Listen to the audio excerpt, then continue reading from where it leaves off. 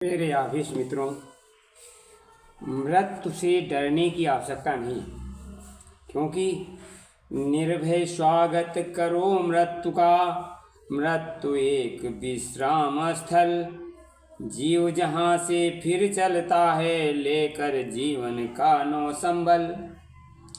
मृत्यु एक सरिता है जिसमें समसे कातर जीव नहा कर फिर नूतन धारण करता है काया रूपी वस्त्र बहाकर।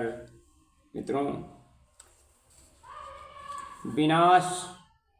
विनाशात्मक परिस्थितियां हर एक के जीवन में आती रहती हैं, क्योंकि वे आवश्यक, स्वाभाविक और सृष्टि क्रम के अनुकूल अनिवार्य हैं। परंतु लोग उनसे बुरी तरह डरते हैं। विपत्ति आने पर तो डरते हैं, पर अनेक बार विपत्ति की आशंका, संभावना, कल्पना मात्र से भयभीत होते रहते हैं। और इसी प्रकार जीवन का अधिकांश भाग भय, चिंता, आशंका और घबराहट और दुख में व्यतीत होता रहता है। यहाँ पर यह आश्चर्य है कि विनाश जब जीवन का एक स्वाभाविक अनिवार्य अंग है, तो उससे इस प्रकार डरते क्यों हैं? धनी और निर्धन, संपन्न असंपन्न, सभी का जीवन असंतोष, अतृप्ति, खिन्नता, हीनता, निराशा आदि से भरा रहता है। मेरे मित्रों, पूर्ण सुखी मनुष्य ढूंढ निकालना आज असंभव नहीं तो कष्ट साध्य अवश्य है। विघटनात्मक, विनाशात्मक स्थितियों से डरने, घबराने का कारण मनुष्य की एक ही आध्यात्मिक भूल है। यह भूल यह है कि वह शरीर को ही मैं मान बैठता है।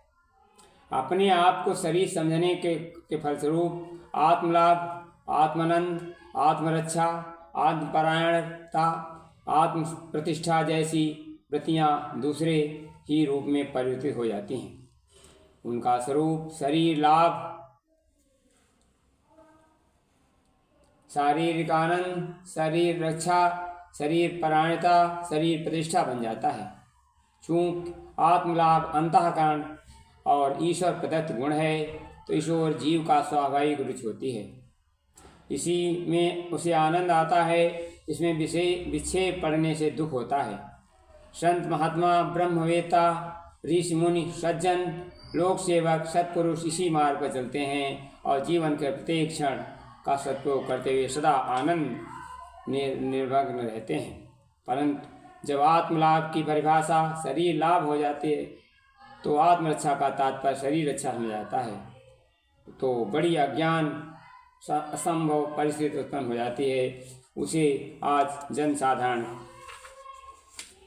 ग्रस्त है। मित्रों, आतंक नीति से बढ़कर अज्ञान अभाव दुख देते हैं। इन दोनों के कारण ही नर महा कष्ट को सहते हैं। वह शासन से दंडित होता जो कार्य अनैतिक है करता, और भावहीन अज्ञानी को तो कोई नहीं कुछ कह सकता। सत्कर्मों से मनुष्य के मिटे कष्ट भय शोक, सदाचरण से सुधरते लोक और परलोक। धन्यवाद।